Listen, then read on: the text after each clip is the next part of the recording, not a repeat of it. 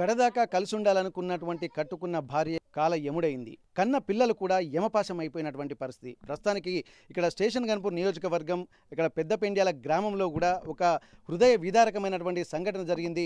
కట్టుకున్న భార్య, కన్న పిల్లలు ఒక వ్యక్తిని అతి దారుణంగా కూడా హతమార్చినటువంటి పరిస్థితి అయితే మనకు కనిపించింది. ఒక్కసారి ఏం జరిగింది ఇక్కడ? రాజారపు అశోక్ అలాగే రాజారపు యాదలక్ష్మి ఇద్దరు భార్యాభర్తలు గత కొద్ది సంవత్సరాల క్రితం కూడా వీళ్లకు ప్రేమ వివాహం చేసుకున్నారు. ప్రేమ వివాహం చేసుకున్న తర్వాత 4 పిల్లలకు జన్మనిచ్చారు. అప్పటి వరకు సాఫీగా సాగుతున్నటువంటి జీవితం కాస్త అక్రమ సంబంధాల వలలో పడి ఉన్న విలువైన జీవితాన్ని కూడా నాశనం చేసుకున్నటువంటి పరిస్థితి.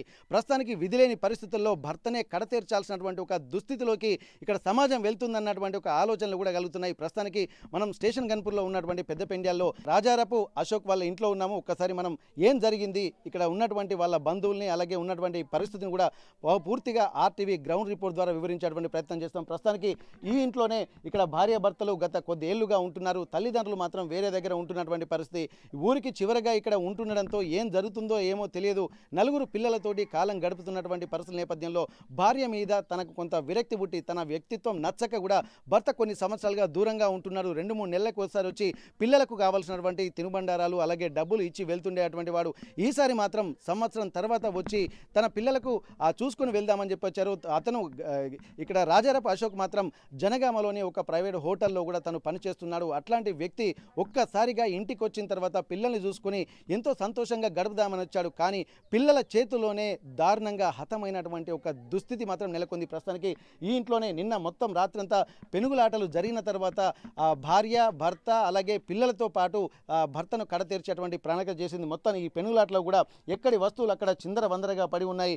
ఇక్కడ ఉన్నటువంటి గాజులు కూడా మొత్తం పగిలిపోయినటువంటి పరిస్థితి. ప్రస్తుతానికి ఏం జరిగిందో ఏమో తెలియదు. అక్కడ కొత్త గాజుల సెట్ ఒకటి ఉంది. ఇక్కడ చూస్తే మిగిలిన గాజులన్నీ కూడా పగిలిపోయాయి. ఇక్కడ పెనుగులాటలో ఏం జరిగిందో తెలియదు.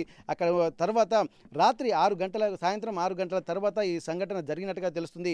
ఇక్కడ ఉన్నటువంటి ఆ సంఘటన జరిగిన తర్వాత పెద్ద పాప వెళ్ళి తన బంధువులకి కూడా చెప్పింది. అమ్మమ్మ, మా నాన్నను మేము హతమార్చామన్నటువంటి ఒక విషయం చెప్పిన తర్వాత ఏం జరిగిందో ఒక్కసారి మనం తెలుసుకుందాము.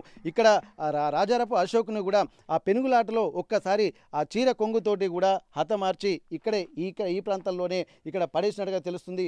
ఆ చున్నీ ఎక్కడుందో మనం ఒకసారి చూడాల్సినటువంటిది. చున్నీ కూడా మృతదేహంతో తీసుకెళ్ళినటువంటి పరిస్థితి. ఈ ప్రాంతంలోనే ఇక్కడ తనను హతమార్చిన తర్వాత ఇక్కడే వేశాడని చెప్పి ఇక్కడ ఉన్నటువంటి బంధువులు చెప్తున్నారు.